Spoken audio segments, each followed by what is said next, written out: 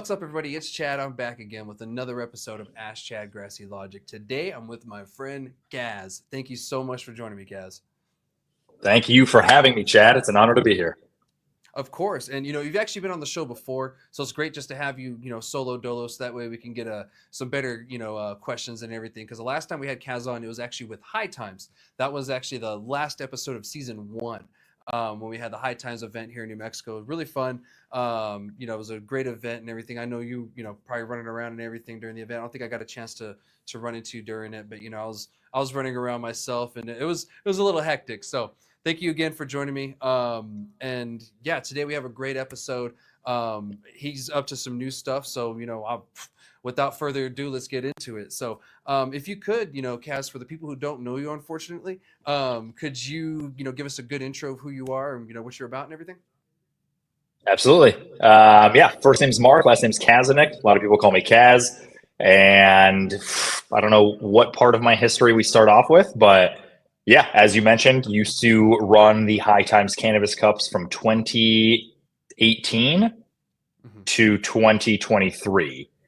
And Okay. yeah, essentially like created the People's Choice model and brought it to New Mexico, Massachusetts, Alaska, Arizona, New Mexico, California, everywhere in between, which essentially just made cannabis competitions open to the public. Instead of it just being for the heady boys and the industry professionals and homies of homies, we made it open to everybody, whether it's people like Chad, people like Gino, me, our mothers, our, whatever. Everybody who consumes cannabis deserves the opportunity to try out a bunch of products and experience things in the way that they want to experience it, and then vote on that. Yeah. So that model worked really, really well. And then we essentially took that model and wanted to improve it and throw amazing cocktail attire red carpet events and build a beautiful trophy that is handed out to these cultivators right there on stage. And to Nice. also, one big thing is for the judges who judge, we actually are paying them to judge now and giving them free tickets to the award show if they fully judge. So it's Oh, just a lot of better perks that, yeah, that we always wanted to try to do. And now, no more handcuffs. We're ready to do it, and we're doing it. yeah. That's So all dope. that to say is we left and started Best in Grass, and now I'm fully representing our new company that me and my team are building on passion and our own savings. Didn't raise money, didn't pull together a huge board of advisors or anything. It's just a good group of people, some of which come from High Times and my team, and some of which come from other worlds. And we partner together to start Best in Grass, and we've done about 7 states now, including New Mexico, and we have 9 total for this year. So it is Nice. non-stop. Yeah, and it sounds like it's gonna keep going and getting busy and everything. So when's the New Mexico event happening? So judging is already currently happening right now. So everybody has been buying their judge kits across the entire state of New Mexico.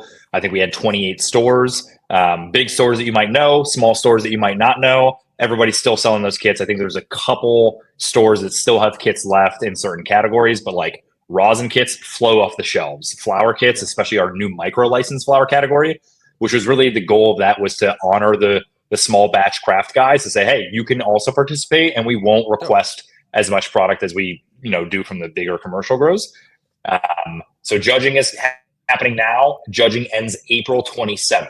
So that is the big Yeah. deadline for all judges out there to get their scores submitted onto the Best in Grass judging portal up until that day. And then the award show will be Tuesday, May 20th at Oasis Event Center, which is formerly the Salt Yard. They're just putting the new branding and the signs on there.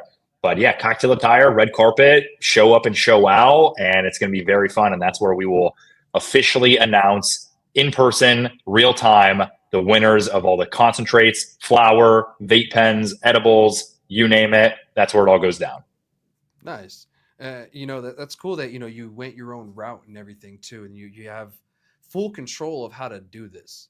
Because I wouldn't say there's a particular wrong way to do it, but there's not a particular right way to do it either too.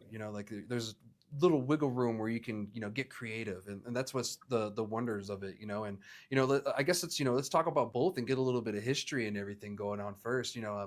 Thank you for sharing about Best in Grass. I want to talk about that more, especially the competition here in New Mexico and the other ones in the state. But yeah, so what came up with, like, what made you really decide to, go on your own, really, when it came from the High Time thing, because, that's quite a while to be with them. If you're on my show the first season, with them, and, you guys let me go or you gave me some, media tickets, and I really appreciate that. That was a really cool event. Got to see Redman and Method Man. Of course, I'm a millennial, so, I love Redman and Method Man and Wu-Tang. Oh, yeah. We went out to the Rio Rancho Event Center, because I'm down south, so I had to drive up to it. And it was just a really fun time. Took all my friends, because you guys also gave tickets to vettix.com. If you guys don't know what that website is and you're a veteran, you need to use it. It's a website that gives veterans free tickets to events, concerts, sporting things, and High Times was on there.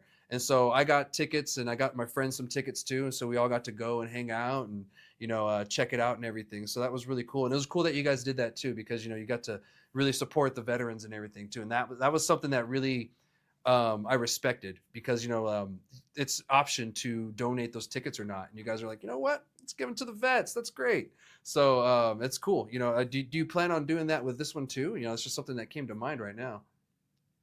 Yeah, I mean, so I think there's a couple questions here that we're proposing, which are great questions. So I guess quickly on the free ticket stuff, the majority of our event is free tickets for the people who actually judge. So if people fully judge, they buy a judge kit and they fully judge by the deadline, they get 2 free tickets to the award show, and they get a credit equal to 20% of that judge kit purchase price off their next purchase at the dispensary that they shopped for after the award show. So if you were to buy an indica flower kit for $100, which actually I think we sold them for less than that, but let's say it's $100 for easy math. If you fully judge by the deadline, you're getting $20 to shop at that dispensary that you bought the kit from after the award show. And the goal is to hopefully drive a bunch of traffic and customers back to those stores, make sure those customers are getting a really good deal that Best in Grass pays for, and hopefully they buy the winning product because it's after the award show. So that's why we time it at that point. But at the end of the day, they can buy whatever they want. So we're being really generous as a new brand to give free tickets to all the judges who fully judge, to the cultivators and processors who submitted product, and to the dispensaries that were our exclusive dispensary partners to drop the judge kits. So the majority of the room, complimentary tickets. If you've supported Best in Grass, we're supporting you. We want you at the event. We want to see your face shining bright, looking sharp on that red carpet, because it is one of the best opportunities to get an amazing photo. Because I know a lot of people, we don't always have an opportunity to dress up and look nice and go to a cool event where it's like you can get a really good photo of yourself or of your team or your friends, family, whatever it is. And I've literally had people come up to me just being like, dude, I was actually really bummed that I had to throw a suit on at first. And, I didn't want to be in front of the camera because I'm just camera shy. And then they had a blast. They got all the photos. They dressed and looked really nice. Their girlfriend loved it. Their mom loved it, whatever else it was. So we're really starting to turn some hesitant people into real believers. And that's a good reminder for me to reach out to some of the same vet groups or other, underserved communities to hook them up and make sure that they are represented at this event. So would love to chat with you after and see like what groups are relevant now, who's supporting, the New Mexico cannabis industry or just other ancillary organizations that would be worth us hooking up with like a little packet of tickets. So yeah, let's chat about that. And then sorry, go ahead. Oh, I was going to say, we will. And to be honest, if you need me to give some away too, I'm more than willing to, especially if it's to the veterans or just the cannabis community here in New Mexico or Southern New Mexico. I really want to raise awareness to the South, because we kind of, I wouldn't say we get left out on certain things when it happens up north. They forget to tell us. And so some of us don't get the memo. And so it'd be good for us to kind of get that notification. So yeah, I can do that and help raise awareness on it, because I think that's a pretty cool event. And, I was going to ask you about the judging kits too, that it being open to the public is kind of I wouldn't say like newer, but it is kind of a newish idea when it comes to these event type of events, right? Yeah, I mean, same model that I had and created at High Times. Open to the public, first come, first serve. If you are a cannabis enthusiast, or if you're somebody who's dipping your toes into cannabis and you're like, I don't want to spend all this money on trying all the best gummies in the state, we make it much more affordable. So yeah, the People's Choice model is something that I've been doing since 2020. And now I think that our new brand, it's less of the stoner bro hippy dippy vibe, which I love and I appreciate. And I still go to those types of events and participate in that type of community. But this is a little bit more approachable. And we're getting a lot of people who don't work in cannabis saying, hey, this is a brand that I can relate to. Or we're getting a lot of women who are saying, hey, this is less of that boys club stoner bro culture that we're used to in cannabis. And we love the colorful, graphics and branding. We love the, just like me and my team. Like, we are friendly, we're approachable, we have amazing communities in our lives, and we are open to various types of communities. So I am lucky enough to be able to get along with, with the corporate, suit and tie guys, and also the heady boys with the pennies on their neck. Like Bear is an amazing friend now. He's super great. He comes from a certain community, but I'm also friends with, the guys at Elevated, and no matter who I'm friends with, that'll never ever affect the scores. That is up to the judges. It's not up to me. It's not up to sponsors. It's not up to anybody except for the people who submit their scores. And we try to make that very, very clear, because people have been scarred by competitions where there's pay to play. Somebody can just have a friend submit product and they're like, oh, cool, that's my buddy, he deserves the win, I'm going to give him to that. And I've literally had people try bribing me with a duffel bag full of cash for a trophy. And I'm like, no, like, why do you think that you can bribe somebody for a trophy? Like, this is crazy. Put in your best product, put your best foot forward, and let's let the judges, put in their honest feedback. And that's a big part of our model is, unadulterated, unsugar-coated feedback. You're not giving your product to a bud tender and they're like, oh my God, yes, we love it, give me more free weed. This is people who know that they can be honest and anonymous, and the brands get a feedback report of all of that feedback so they can see what people are saying, whether it's wonderfully positive or brutally negative. All of the people determine that, and they get their votes in. And we even look at the data to say, hey, is there any funny business going on? Is somebody voting all 10s for one brand but all 0s for another brand? Let's look at that and let's figure out if there's some nonsense going on here.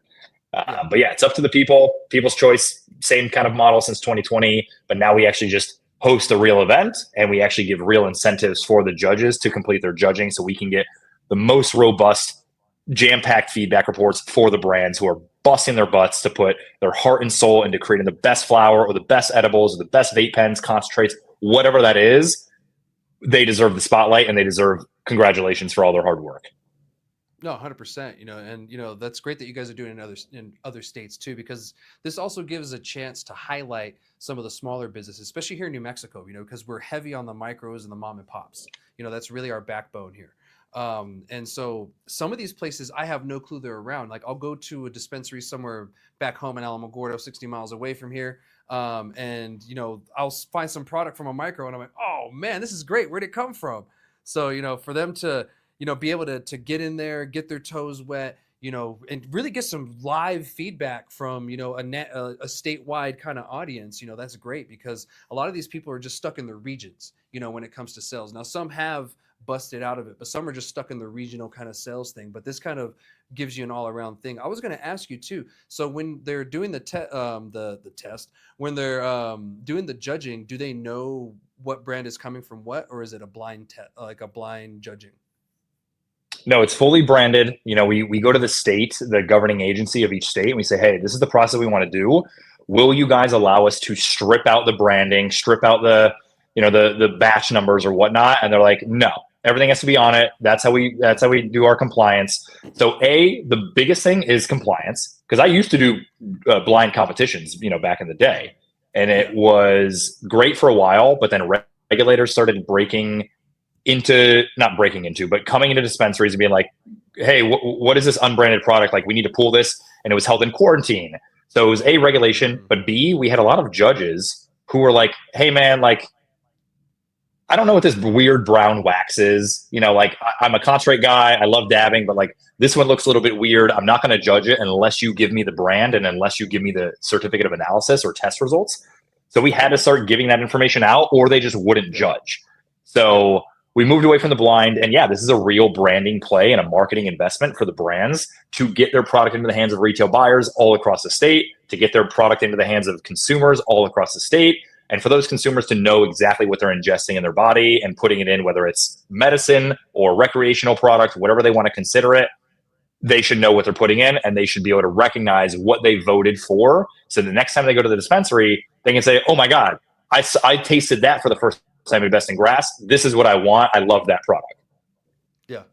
I mean, that's cool, and thank you for that answer, because, I was kind of curious on how this was going to go for that, because of course regulations are a thing, and this is a legal market competition. It's not, a traditional market one where nothing goes and whatever goes, or the house rules essentially. So, that's cool that you guys did, do your due diligence. Cause I remember with the high times, you did the same thing. And that's when we figured out that we could do that here in New Mexico the same way. It was because you guys paved the way at high times. We're like, oh, that's how you do it. Okay, cool. So there's been a few other competitions that have done the exact same thing since then.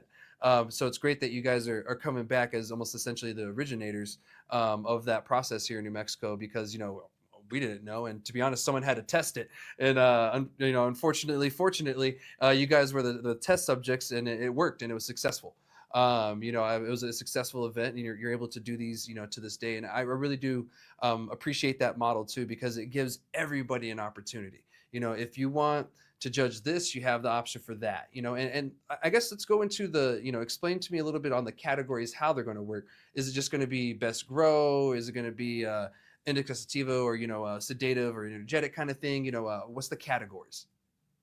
Categories are indica flower, sativa flower, hybrid flower, and then we have the micro licensed flower category, which people are loving. I love that. Then we have our non-infused pre-rolls, so just straight up flower. Yeah. Then we have infused pre-rolls, and in that category we had some hash holes, we had some distillate infused, keef covered, whatever else. So a nice little sample platter of all these different infused pre-rolls that will just smack you. Then we have solvent concentrates, so anything like live batter, shatter, wax, live resin, etc. And then our solventless concentrates, rosin kits. People also love those. Those flew off the shelves, and people were like pissed at us. They're like, "Dude, why don't you have more rosin kits? Everybody's coming to my store asking for rosin kits, and you only gave me 2 to 3 kits." And that's because, asking these processors for rosin is a bold ask. We had to ask for 100 half grams, and they're like, "Oh my God, 50 grams? Like, that's crazy." And it is crazy. We don't charge them. I don't want their money. I just want good products and to represent every brand across New Mexico that deserves the spotlight. Yeah. And so only 100 rosin kits were out there in the entire state, and people I think we got those out to the judges within like a few hours across the state. It was pretty incredible. And then we have our so those already then we have those are gone. Those have been gone since like weekend 1. Yeah, so that was awesome. So I'm really hoping for some really robust feedback reports from all the rosin heads, because those are some of the most enthusiastic cannabis consumers.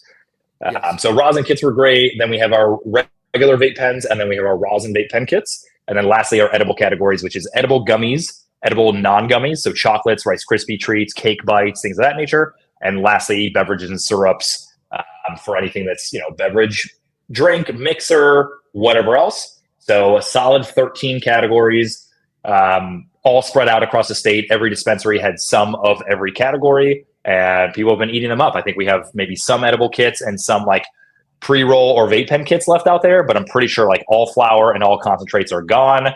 But always worth checking on our website, bestingrass.io, to see the stores. Call a store that's near you and say, "Hey, you guys got any of these kits left?" And now we're actually doing 25% off as of this past weekend. So literally as of Saturday, everything is 25% off, just to make sure that we get these out to the judges. Because yes, I can only pay myself and feed myself if these judge kits sell. That is literally the only way that our company makes money, except for maybe some sponsorships, which, shout out to Elevated for sponsoring. Shout out to Pre-Roller for being a big sponsor. We have a few other great sponsors on board that, we very much appreciate them for dipping their toes into the best in grass waters and believing in us. Also including Mango Cannabis. They were a retailer and they're a sponsor. Grower Circle has submitted product and they're a sponsor. So we have some good people coming on board and finally being like, okay, you know what? Kaz, Joey, this best in grass team is actually doing something worth it. And I'm excited for the award show, because that is, if there's nothing else that people like about best in grass, they love the award shows. So May 20th, I cannot wait to celebrate with you, Chad. Yeah, me too. And I hope I can be there. I'm pretty sure I can with the dates and everything. Actually, I'll try to make sure I can. You better be, or you better let me know, and I might have to change the date. Well, I appreciate that. I will be there. I appreciate the invite and everything, and I'm excited to check this out. Because you got a lot of experience from the high time side and you brought it over to this and you can tell, but you put your own twist on it and you put your own ideas with it. You're able to just make it your baby essentially. And you could tell, you're very passionate about this. And that's, something that the industry really needs is people passionate about something like this. Like I'm passionate about advocacy and getting people information and educating. We need stuff like this because it makes the industry better, because these people get to know what's wrong or what they liked or didn't like, and then they get feedback on how well they did in the competition, and it just makes you want to do better the next year. And Mhm. we need stuff like this, just having the consumer come to you in a dispensary or leave a Google review, which that's a whole different story, for that, is one thing. But when you go into a competition, it's a total different world, especially one like this where it's a whole statewide kind of thing. And you're not just dealing with, snobby dudes. It's a wide variety of judges, going from the super heady to the super new, so you get a wide range of people telling you what's going on. So I really like that. And we didn't really get to check out the trophy either. You got it right there shining in front of me. Can we check it out a little bit more and, maybe get an explanation what goes behind it? There we go, right there. That's pretty. Yeah, baby. This thing is heavy, hefty, shiny. We love this thing. We had a wonderful industrial designer from Ohio named Connor McDonald, who's a big cannabis enthusiast. His cannabis is a big part of his life and his part of his design and like engineering processes. So we were lucky enough to be able to contract with somebody who would probably be very, very expensive, but he loved our ethos. He loved our brand and what we were trying to do. So he took on the project, very enthusiastically. We sent him to a grow in Ohio because that's where he lives.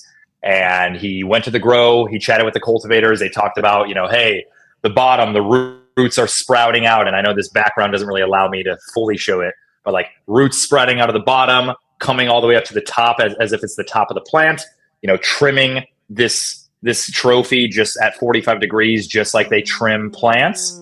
And then this is a grinder at the front of it, which is, just a little fun play on, grinding up weed. Things that we all know and love. And what I grew up on is grinding up weed and rolling joints. That is my bread and butter through and through. I've been a flower guy ever since I was 15 years old. And we got the best in grass right there. The brand, the company, the product, and the category goes right there on the plaque. We have a gold for first place. We have a silver for second place. Oh, got different ones. Hell yeah. Yep. And then we got bronze, which is almost like a rose gold, for third place. That's still pretty. So no more little medallions for second and third. They get real trophies, the same exact thing, just different color.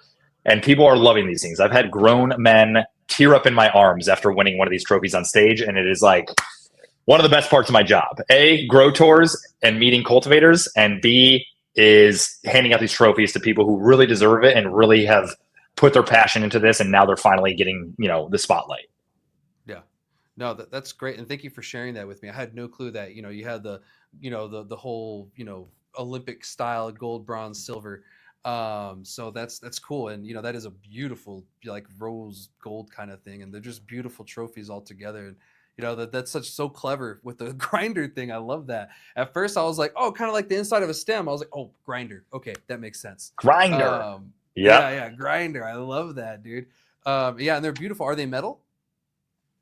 They are pewter and zinc. So, very durable, very sturdy. And they have the coating of that color. So yeah, this thing is like, we haven't even weighed it yet, but I could do a workout with this thing.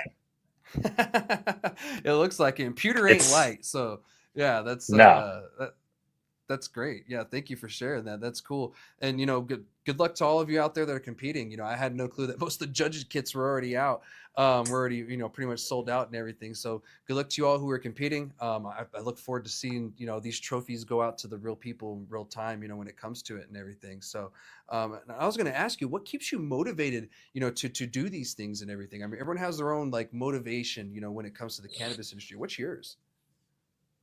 It's a great question. It's probably a multi-part question, but just as a cannabis consumer, like I smoke weed every night. It's my guilty pleasure, or not even guilty at this point, but it's just a pleasure for me. I'm go. I'm high volume of work all throughout the day, and everything is just running crazy. And then at the end of the night, it's just me and the plant sitting down, enjoying a joint or a dab, hit or whatever else it is. And it's just like really brings me to peace. So I really appreciate the plant in general. And I'm learning about it every single day. I've been in this industry for 6-7 years now, but I'm still learning different things. I mean, the regulations are changing every day. New brands and players are coming up. New, categories and product types are coming up. And even with rosin, like I never cared to dab until like last year or 2 years ago. And then I got a Carta, Focus V Carta, and my counterpart Joey, who's a really big, cultivator and knows everything about washing and everything. He was like, dude, you got to get on the dab train. And now I love dabbing, and that gives me a different experience, and it's great. So A, loving the plant, but B is also, there's just like, I know that the cannabis industry is just so saturated and everybody thinks they're the best. And it's like, I have friends who hit me up all the time, be like, yo, like I'm in Montana, I'm in Colorado, what brands are good out here? And I like actually being able to have some of the answers. And I don't always agree with the winners of Best in Grass or other competitions, but it's not up to me. Somebody might really love a live resin vape over a rosin vape. Somebody might really love a sugar over a wax, or this flower over another flower. Everybody has different tastes. Everybody has a different body, different cannabinoid, endocannabinoid system. And I like helping brands get awarded when they're deserving of it. And I like helping consumers integrate cannabis into their lives in whatever way they so choose, if they so choose, in the best way possible. And I've heard way too many stories of people saying, "Oh no, I don't smoke, I don't do cannabis."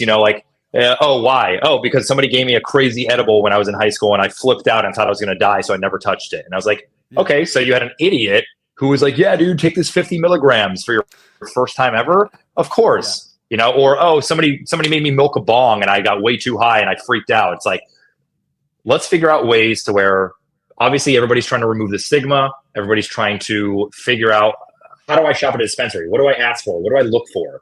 So hopefully these judging processes will help people identify it on their own. And then our reports go back to the brands to help them learn from the feedback. And then finally, the results of the winners help people say, you know what? 2,000 people have judged, 2,600 people have judged, and these people voted for the best rosin, and these people voted for the best edible gummies. Let me try this out and see if this will work for me. And that is what we hope to get to. We hope to have more people spend time, money, effort, and their political or whatever other power and resources to lift this cannabis industry up, so we are struggling less day after day like we all do with the taxes, the regulations, the metric or biotrack. Everything involved is just so crazy. So it's like, how do we change that? And hopefully this is a little piece of that. Yeah, and I'm glad that someone is doing that. Now, there's a bunch of people trying to do this right now. Of course, things will settle in a few years, and what's left is what's left. And I hope you guys are one of them that's left too. But the like the saturation thing, that's such a a huge thing here in New Mexico, and I'm sure you've heard it many times, and you've heard many sides of the solution to it. But just having something like this, really lessens the burden, and really brings us back to a community stance too. Makes us realize and remember why we're doing this, like why we're here, especially when you go to the ceremonies, you see everybody there dressed up, and how much everyone really, worked hard on their products all year, and you get to see that payout, at the end. So that's going to be cool. And, good luck to you on it. I will be there. So it'd be great to, see you, shake hands and all that good stuff. We'll take some pictures and all that good stuff. We'll do some content. I look forward to, seeing the winners and everything. And like I said, good luck to you all, that, are competing in this year. And, this is going to be an annual thing, right? It's not going to be biannual or anything, or just annual. Yeah. I mean, as long as New Mexico likes us, as long as everybody judges, and as long as all the dispensaries pay their bills, and the award show goes well and it's well attended, then yes, we want to get feedback from all the judges and all the cultivators and processors and say, hey, did you like this? Would you do it again next year? Okay, great. Let's start planning next year. Yeah, dope. Yeah, and that's great that you're going to do that feedback and everything, because some people don't do that. They just keep going, and it's like, why isn't this going well? You're not listening to anybody. Exactly. So they need to listen. Well, is there anything that you want to add or tell people before we move on to the next topic? Next topic, or is this the conclusion of like my segment? This conclusion of your segment, they'll go on to the next topic. Okay, cool. So essentially, we love New Mexico. We appreciate everybody who's supporting us. We're a new brand. We have a lot of work to do to build ourselves out. So follow us on Instagram, bestingrass.io _. Check out our website, bestingrass.io. That'll be more information about the New Mexico timing of judging deadlines, where they can find judge kits for whatever is left out there, and then also the award show ticket links. Would love to see everybody out there. Check us out. It is a $20 ticket, and I promise you it is worth it just to be there and hang out and, kick back and, see some familiar faces or maybe meet some new faces. But yeah, we're running and gunning 9 states this year. Follow us on the journey. And Chad, please keep being you and keep doing what you do, because we need more people like you who are helping to get the word out about what is going on, especially in places like New Mexico, where I know a lot of people are like, oh, there's nothing fun here and there's never anything going on and whatever else. Like, this is a platform to where people can be educated on what is going on and how they can be a part of that.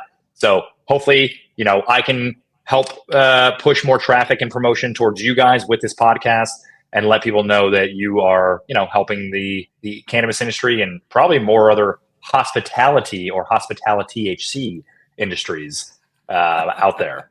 So Yes. Appreciate you having me on. Shout out to you guys and everybody in New Mexico, and we're very much looking forward to announcing the winners on May 20th. Cool and awesome. And I don't want you to go anywhere. I want you a part of these conversations that we continue on the podcast too. So thank you so much, and thank you so much for sharing that. And thank you so much for those kind words. That was really nice of you. And yeah, I try to do what I can to help my fellow New Mexicans and everything like that. So without further ado, let's go on to the next topics, because I'm excited to talk with you to you about these and everything, because I'm sure you have some great opinions on these stuffs and everything. So let's talk about this. So THC. It's a sales gimmick, and I've said that many times. I'm gonna kick this horse till it's powder, till it's nothing else, until it turns into some kind of mineral. So THC is a sales gimmick, and I've talked about this last year. I've talked about it a few times on my social medias and all that stuff, but it kind of seems that it's slowly, very slowly starting to catch on with certain people. Now, it's not going to be a huge majority yet, but I'm starting to see that conversation pop up more, and I'm starting to see more bigger like social media accounts start to talk about it too. Like even the Beard Bros or something like that. They were talking about something similar the other day, and a couple other accounts I've been seeing. So I really wanted to talk about it because we need to keep this conversation going so that people understand, because maybe people didn't see that episode or see my content, that THC isn't everything, because there's so much in the cannabis plant, and there's so much more that we're learning about it, that we can't really solely just focus on one thing. There's so many things that this plant can be used for, that why would we just focus on just THC? So my thing is that, THC is just a sales gimmick. You go into a dispensary, you see it, 30% THC, it's, $12 a gram, or, $10 a gram. But you see something 16% THC, it's going to be like $8, maybe $9 a gram, just, throw some numbers out there. It's going to be a little cheaper. But what they don't tell you, you can see it with the COA, is maybe that 16%er is a 3% on the terps, and that 30% is maybe a 1%. So it's not going to taste as well. So your experience is going to differ between those two exponentially. So that's why I'm saying THC doesn't mean everything. Yeah, we've known for years, and we were told for years, and science had this, that, THC is a psychoactive compound. It's what gets you high. It's the only thing we need to worry about. So then we have products like distillate that, is pretty much just pure THC, really nothing much else in it. And you're just getting that straight to the head. And some people are wondering why isn't cannabis really working for me anymore? Well, for one, you're just, pretty much shotgunning THC to the, cannabinoid receptors in your whole body. And two, there's nothing else in it. It's just THC, when there's so much more. And to be honest, it's not all our fault. This is just newer science coming out, and it's going to take us time to get rid of the old science and replace with the new. So what's your experience, with like this whole THC thing, and what's your opinion on it too? You make a lot of great points, and yes, it is a big crutch in our industry. It's like I'm trying to, as much as I hate relating cannabis to alcohol, it's people want to shop for, maybe a bottle of vodka, and some people want a beer, and even within the beer drinkers, some people want a low alcohol content beer, or maybe they want zero content beer, but they enjoy the flavor, they enjoy the social camaraderie of it, and they want to have some type of beverage. So I think exactly what you said. People need to be taking a full spectrum look at what they're buying. And it's not just THC percentages, it's terp profiles, it's also the strain, it's the producer, it's the ingredients in the edibles, or anything. And I think we at Best in Grass are trying to hopefully educate people through our judging portal of like, nothing is related to THC percentage, but it's related to aesthetics, aroma, taste, burnability, effects. And then there's terpene profile questions. And then there's mood and effect based questions. So nothing has to do with, except for effectiveness, how high did this get you? And we say effectiveness because, all right, if somebody knows that their threshold is 500 or 50 milligrams of THC, if they took a 10 milligram gummy, is that giving them a 10 milligram high, or is it for some reason not? What is the effectiveness? Did they smoke a joint and they like barely felt anything, or they felt it, felt a lot of effectiveness on that strain? Those are things that are helpful to know. And then we want comments on that to say, okay, yes, I got super high, but like it wasn't the great high. It was anxiety. I had paranoia, but I was super high, or I didn't get super high, but I was able to function. I was able to write, a journal entry or write an email or take my dog on a walk instead of being like stuck to the couch. So we want comments on experience, and we want to hopefully bring that back to the cultivators and processors and dispensaries to say like, hey, it's not all about THC percentages, because a lot of people in my community, they don't want to, a lot of people complain like, this weed gets me too high now. Where can I find lower THC? Where can I find something that's not going to, put me out for the count? And especially when people are like, a lot of people like to get crossfaded. They want to have a couple drinks and then they want to smoke a joint at night. But sometimes a certain joint or a certain product will turn their world upside down unless it is, low THC. So Yeah. I think brands should start indicating terp profiles or terp percentages on their packaging, or just other kind of like key highlights of their products instead of just THC percentage. And hopefully that'll educate retailers. And I think that's the biggest thing, is retailers are the ones in trouble. They're at fault for saying, oh, I'm not going to buy this because it's not the THC percentage threshold, or I'm going to pay you less because it didn't hit my THC percentage threshold. So I think it's people like you and I and the brands educating the consumers, so that consumers are coming into stores and saying, I don't care about THC percentage. I want something that's going to put me to sleep, or something that's going to, give me stimulation or help me write a book, or whatever else their end goal is. That's what they should be asking for. And then retailers need to start adjusting their menus and their promotions and the way that they buy products instead of just off THC percentages. That's the hope. Yeah. Yeah. And you nailed it on the head there, with like your competition. Like I said, this changes the industry. This makes sure that people have a better quality product, and it goes into this threshold. You're not putting THC numbers or focusing on THC numbers. It's on effects, taste, your whole around experience. With that product, and that's great, because some people, they just get so narrow sighted, and it's not everyone's fault. Like I said, we're still learning about this plant. Just what, maybe 10-15 years ago, CBD was like the whole thing that we kind of just discovered. It was like, oh my God, what is this? And now we got the CBG, CBN, CBC, THCV. The compounds are almost endless, it feels like. Even the dreaded Delta 8 is in cannabis naturally, just in very, very minute quantities. So we have all of these vast things that we can really rely on, but we shouldn't just separate ones and rely on it. Now we can make certain ones higher, like maybe we need something with a higher CBN, or or CBG, to help you during the day or something like that. Maybe you need to raise those levels a little bit. That way that THC can come down and can kind of get a little bit of more of a medicinal effect for certain people, because not everybody just wants to be put on their ass, like you said, or not everybody wants to smoke that joint and be just stuck there. They just want that little bit of a head change. But for some other people, that's medicating, and that's you getting in and finding relief.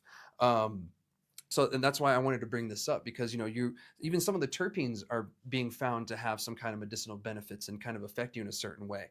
And so that's why even I say, when I smoke 16 percenters and that has like a 3% terpene profile on it, it kicks my ass. It medicates the living shit out of me. And to be honest, I'm not to the point where I'm like, oh, but it's like, this is nice, like this is what I remember it being, you know what I mean? And like, this is what those old heads were talking about, the the weed of their grandfather, of their fathers, like not the today cannabis, that's like 8,000 THC percentages on flower or whatever they're trying to claim these days. That's, like Yeah. ridiculous. And to be honest, it also, creates this weird thing that we have at the testing facilities where they're allowing this, because a lot of them are allowed a 10 to 20% variance in their numbers. So they're leaning on the higher percentage for a lot of these numbers and, really duping the customer because they're getting paid. And, I can't blame them. This is business. But at the same time, it shouldn't be on the backs of the customers like that. We shouldn't be being lied to essentially just so they can make their money, and just so like, oh, yeah, Mm-hmm. you want the THC. And then everywhere I go, well, I had one that was 30% THC and this and this and this. And I'm kind of like, yeah, but was it enjoyable? Like, did it taste good? Was it rough? Like, what did you put it out because it just got you too high? Like, what are we going on off here? So I really hope that the bud tenders here in New Mexico continue to educate a lot of the customers, because a lot of them here in New Mexico are doing a fantastic job. And they're the ones at the forefront in the trenches, educating these people. I'll put the information out and they go out there and they push it. And, it's not up to them whether the customer sticks with that information or not, but the more that they continue to educate the customer and using this correct information, the more it's going to stick with them in the future. And who knows, they might get a stick up, a wild hair up their ass and go, you know what? I want to try that 15%er he was talking about that said that will put me in the couch. And then they try it and come back, that tasted amazing. I smoked it halfway because I didn't want to finish it all. I wanted it for the morning. Like I was medicated enough to, like it's an all around experience that these people need and want, not just the I'm stoned as shit, because that gets old after a Mm-hmm. while, like you want that experience, that whole entourage effect, as people call it. Like I want those flavors, and we're coming out, we're figuring out that not all terpenes are terpenes. Some of them are Tropicana sulfurs, some are scotoli. They have different names and different categories. We're learning more, and the more that we learn, the more that we need to, like I said, disregard the old information for the new one. And we'll become better consumers. We'll have better products on the shelves, and with the help of competitions and everything, and people just being transparent. I think that we're on the way and path to having great cannabis, and especially here in New Mexico with the micros, that they are leaning more on the flavors and the experience versus the higher THC percentages of like 30-40% for flower. That's just at one point, when is it too much? And we're starting to see a lot of states start to worry and limit people on THC percentages. I think Colorado wants or did go to 25 for the age of use for cannabis, or there's talks of it, which to me is a little worrisome, because it should be a personal choice at that point. Yeah, your brain isn't fully matured, but no one's brain is at 21, but yet you're allowed to use cigarettes and drink alcohol, which is far worse substances than cannabis. But those worries will start to go away naturally if we naturally, as an industry, bring those numbers down ourselves and say, okay, I understand that there is a limit on where we need to be with this. Yes, certain people do need high THC, and let me say that, sure, like cancer patients, they need the high THC, fighting cancer, all that good stuff, or people who are dealing with pain. I get that. But the regular common consumer, everyday run-of-the-mill person, they most likely won't. So there just needs to be something for everybody in that sense. And I think that this is what this does, is it leaves it for the patient, but also the consumer on every level, the super heady guy to the super entry guy. And sometimes heady dudes don't want the crazy stuff. Sometimes they just want a good experience, and I hope that this continues. And I just wanted to point it out that things are changing, and I'm starting to see it a little bit in the conversations that I'm hearing, and everyday conversations when it comes to cannabis. Those are changing too. And I don't know, have you heard similar changes yourself when it comes to that? Yeah, I mean, I've seen it literally in certain states where people are actually starting to put the terp profiles and the terp percentages on their packaging, so they can say, hey guys, look at this instead of this. This Mm-hmm. is required. And oftentimes labs will funk or fudge numbers because they want more clients. But this is where we shine. This is our flavor. This is our aroma. This is your entourage effect. Look Yeah. at this. And by Yeah. this, that's the terp profiles, limonene, myrcene, beta caryophyllene, whatever else, and the terp percentages. So hopefully that can Yeah. start being more highlighted and represented by the brands. But yeah, I think people in the industry know, hey, we need to change. Like, we need to change our education. It's just really about like people being willing to learn and excited to learn and educate themselves on, okay, I need to change my frame of mind from just like shopping for the cheapest stuff or shopping for the highest percentage of THC stuff. And yeah, I think, again, we're not the end all be all of changing people's lives, but we've definitely got a lot of testimonials from people who are like, hey, I had no idea why this weed is $15 or $20 more an eighth, or what the difference was between live resin and rosin. But like, I got a Judge kit and I actually was able to experience that because, again, our kits are really well priced in terms of the unit cost per item in there. So like, if a gram of rosin is usually $20, we're probably selling it for $8. And I know those are obviously different numbers, but we do 40 to 60% off the market value. So if somebody's like, oh man, like I have $50 to spend at the end of the week every week, and all I can get is 5 pre-rolls. Well, now they can get maybe a larger pack of something, or they're realizing why instead of getting 5 not so great pre-rolls, they can get 3 really great pre-rolls and get 2 sessions out of each of those pre-rolls for the same price and for a much better experience, to where now they're going to bed better, or they're waking up better, or they're doing their work better, or whatever else it is. But the experience is better and more long lasting, and just making people walk away saying, I had a really good experience with my cannabis consumption. Yeah. And, we deal with a lot of inconsistent cannabis too, as well. It's kind of everywhere in the sense. So, going off of not just THC and other things is going to help us out, with this whole consistency thing. And I think we'll get there one day. But right now we're still in that learning stage and shit. Like, we're still learning something about cannabis every week. I feel like comes out that we're learning every about day. It. So it's a never ending thing. And when I was in interrogator school in the Army, and one of my instructors told me that the day you learn everything about this job is the day you die. And to be honest, I believe that about most jobs. And to this plant, that we're just learning about, I'm probably not going to learn everything about this plant to the day I die too. And to be honest, if you love this plant, that should be your mindset too. Always be learning. Don't ever stop learning, because the day you stop learning is the day that you give up. So true that. I'll leave the conversation on that one there. Do you have anything before we move on to our very last topic of the day? Then I'll let you get on, because I know you're a busy man. You got a lot of stuff to do, a lot of states to set up and everything. No, I think that's a great topic to discuss. I feel good and ready for the last topic. Right. And this one right here, I feel is like I wouldn't say a newer topic, but it's something newer here for New Mexico, because we're really starting to get more. Let me get that focus back. But like, it's not focused. Oh well. I know, right? Woo. We'll get it there. But the consumption lounges here in New Mexico are really starting to take shape. We're really starting to see them kind of find their niche and find what the consumer wants. And the consumer is kind of trying to realize what they want to, and realize that they can even do this in the first place. So one thing that I have noticed, though, is people are mixing up retail and hospitality. And they're two different things. They're almost two different industries, retail versus hospitality. Bars, restaurants, freaking hotels. All of those are hospitality. You're going somewhere and you're paying for an experience on top of whatever item else that comes with it. Even like a theme park. I'm not going there because of the $15 burger is great. I'm going there because I want to ride the rides. I want to see whatever attraction they have. I want to go on the Jurassic Park new ride or whatever, go to Harry Potter land, whatever it may be. I'm going there for that. But they don't stop there at that experience. When you do go get that $15 burger, you're getting an experience on top of that too.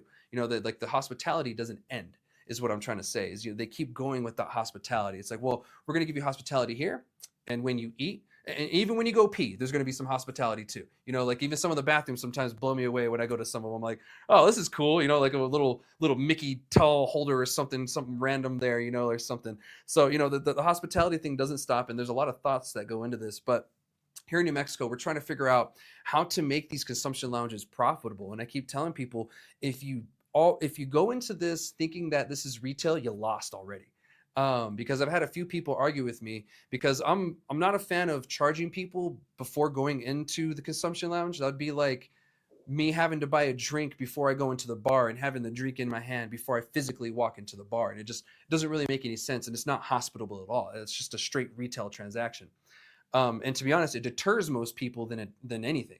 Like most people are going to want to just go into an establishment, figure out, maybe talk to their friends for a few minutes, then go maybe order something at the bar and, get what they're going to get. But, forcing them to buy something before they go in. What if I'm on a date and you're forcing my date to pay for her own stuff when that wasn't the plan, and you just kind of ruined my date, or something like that. So like, you got to be hospitable. And some places have gone belly up because they thought this is retail. Get in, smoke your shit, get out, kind of like, whoa, that's not very welcoming at all. And I haven't been to those places personally where it's, exactly like that, but I have been to ones where you got to buy something before you go in, and it's kind of like a weird transaction. Then, it's like, well, can I have my friends just show up, or do they have to buy too? It's like, no, they got to buy before they go in too. And you're like, well, what if like my friend's broke and I was going to buy him some doobies and stuff like you buy your friend drinks, like I'm spending the money, like he doesn't have to spend the money. You're still making money at the end of the day. So, I mean, have you really been able to, with that being said, have you really been able to experience a lot of consumption lounges, or I don't know, what state are you in anyway right now? Right. I'm based in Los Angeles, California. There's Okay, cool. some amazing consumption lounges here. It is far above what I've seen in some other places. But New Mexico, I mean, has some great ones. Enchanted Botanicals, I've loved that. I've come back there every time I go to New Mexico. I think, and I don't know if it's regulations or if it's just the dispensary's kind of own rules of what you're saying. Like, hey, you got to buy something before you go in.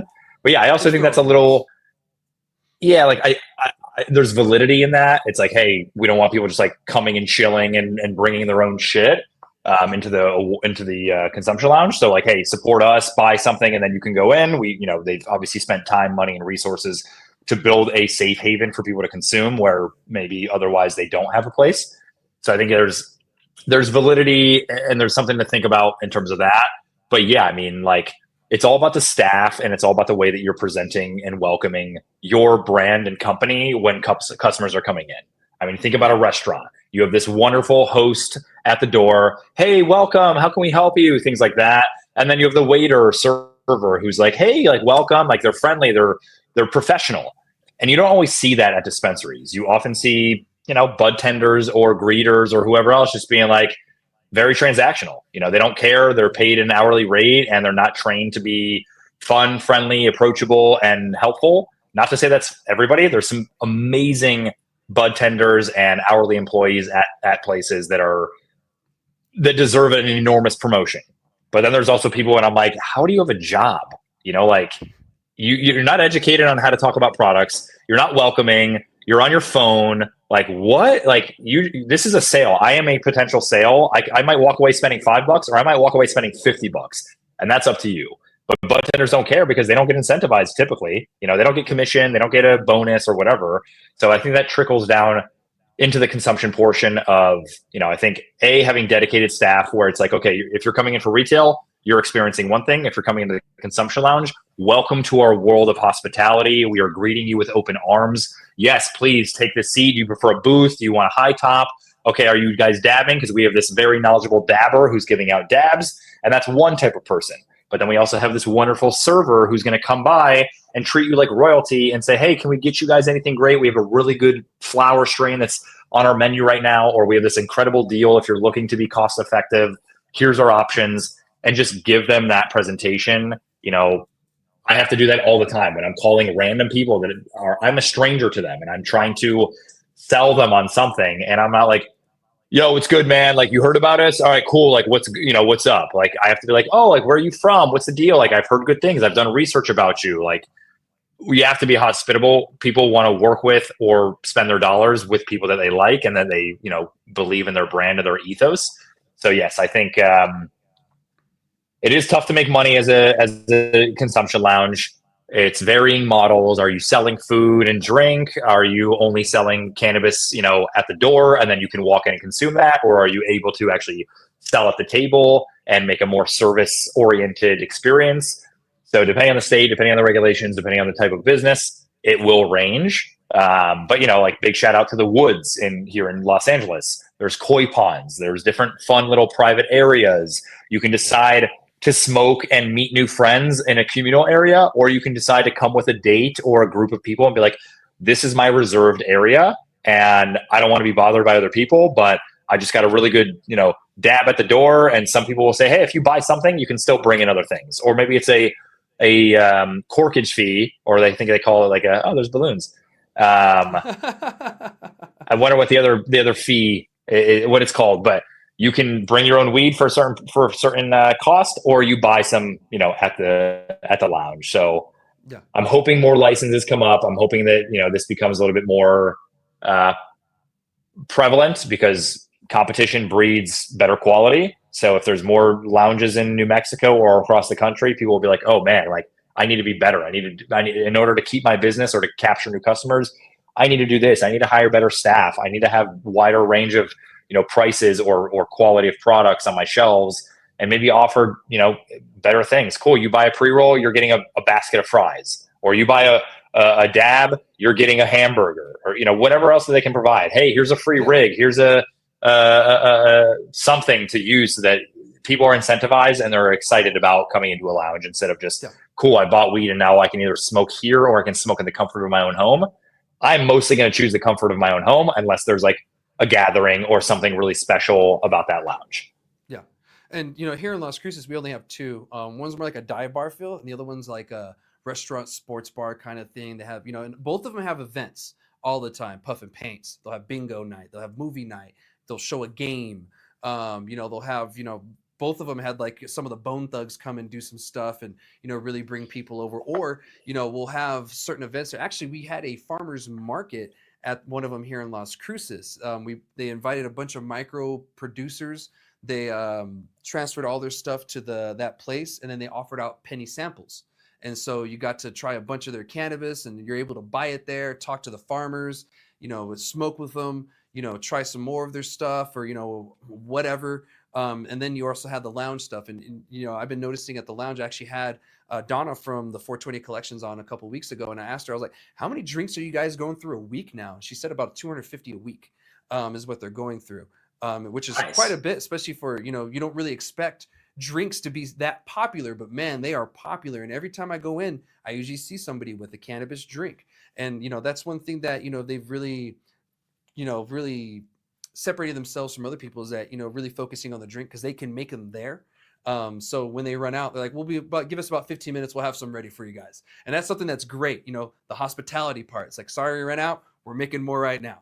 And the customer's like, heck yeah, we're going to stay and wait. And I know I've gone in there intending to spend $50, but walking out spending about $150. Because of the experience that I got there. It was a fun time. The environment was great. The food was good. Like I spent 3 hours there. I go and have meetings there. Just for the fact that, it's worth taking people to go to these places. And here in New Mexico, I was on SM 105, which was, changing our medical cannabis laws. And this is where we came up with the consumption lounges for New Mexico. And I was actually on that group. And here it was for the patients, anywhere and everywhere, and you're also supposed to be able to store your product there on location. That is still the case to this day, and you can do that. There's only a couple in New Mexico that are doing this.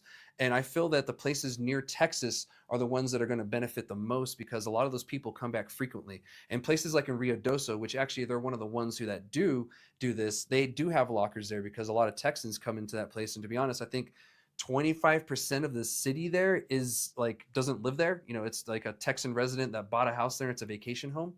And so these people, some of them don't want to go back to Texas with this product. They don't want to cross that state line.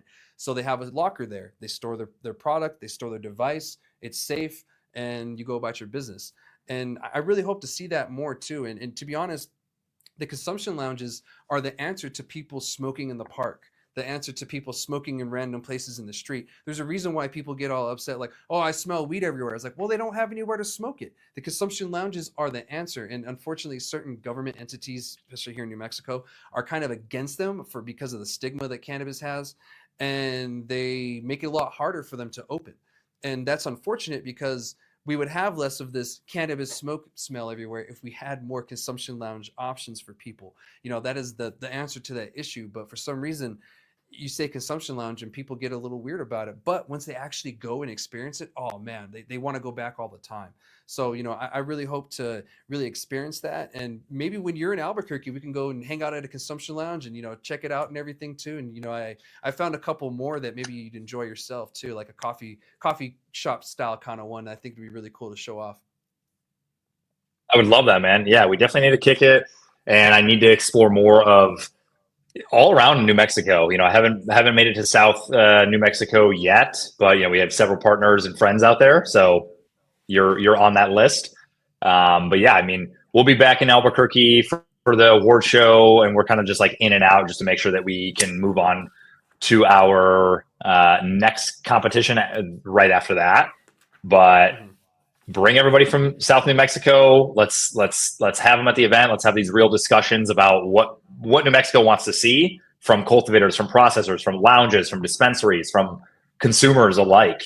We all need to get feedback, and I think the people who will succeed in this world are the people who are open to really taking harsh and honest feedback and actually putting that into place. And not everybody's advice or feedback is what you should take and say, okay, this is what I need to do, but it's worth hearing out. So yeah, like being able to have people like you who are working on some of the regulations or being there to just voice your concerns for the community is, I think, very helpful. And I hope to have more lounges, that will just do a better job and welcome more people in from all walks of life. Because there's certainly a huge community of people who are like, cannabis, I want to do that privately and secretively, and I don't want anybody to know. But if we can remove the stigma, or if we can provide like a nice, more upscale environment, we'll probably see a lot more people coming into this industry. And those people, whether we like it or not, oftentimes it's the people who have more disposable income and who are a little afraid of the community or the culture that cannabis is sometimes seen as. Those are the people that we want to get into this industry, because they will have the affiliations to push regulations forward, or to help invest into a better consumption lounge, or to sponsor events that deserve to have a bigger spotlight so that we can continue. Like I can't stay in business if people don't buy the Judge Store, if people don't sponsor our events. So if I can find more brands, whether in cannabis or not, to say, cool, like this is an event that I want to be a part of, and this is what is helping to move cannabis in the right direction, upwards and to the right, those are the brands that we should have on board. And we're actively working on trying to get Domino's and Taco Bell and other bigger brands that have a ton of budgets to be like, hey guys, I know you've said no to cannabis these past 10 years, but how about now? Now that some states are recreational, how about in this state? Or, hey, we're on the verge of potential federal legalization. Do you want to be the first people to have your name on this before everybody else and their mother opens the floodgates? That's a good opportunity for you. So hopefully, consumption lounges, dispensaries, educate, or consumers being educated, all of that will help turn this industry into just a better industry, and is not seen as an illicit business by all of these companies ranging from Google to America. Yeah, 100%. So we'll see where it goes and where this industry shapes and everything. It's an ever changing landscape, and I'm excited to see where it goes. I've been in this industry since 2013, and it's changed a lot since then, and I'm excited to see it. And I think we're on the right path, and if we keep fighting and we keep learning, I think we'll be fine, especially here in New Mexico. So Kaz, thank you so much again for joining me today. It was a great episode. It was great to have you on. I'm excited for the Best in Grass, and I'm excited to be there and celebrate with all these people and everything. So I guess I'll be seeing you here in about a month or so. Yes, sir. Yeah, man. Appreciate you having me on. Really, grateful for the support. And yeah, I'll get you guys a bunch of tickets for you and your audience, so we can do some giveaways and some raffles and fun stuff like that. But yeah, May 20th, Oasis Event Center, North Albuquerque, cocktail attire. So make sure everybody is dressed to impress. We'll have some musical talent there, and we'll have a lot of good brands there showing up and showing out. And then obviously a good opportunity to really decide who's the best and figure out what people should be shopping for the day after. So yeah, let's be in touch about all that, volunteer groups or other, charity groups. And then, we'd love to promote this episode on our channel so that you guys can, get a little bit more exposure from anybody who's our audience. Cool. I appreciate that, brother. Yeah, I'll make sure you get all the links, and we'll share it and everything with you. And I look forward to this. So, yeah, let me get your Instagram after this, after the recording and everything. We'll chat for a little bit. But thank you everybody for watching this week. I'll be back with another episode, and hopefully I'll see you guys at Best in Grass. So I will see you next time. Make sure you like, subscribe, whatever you got to do to stay in the know. All right.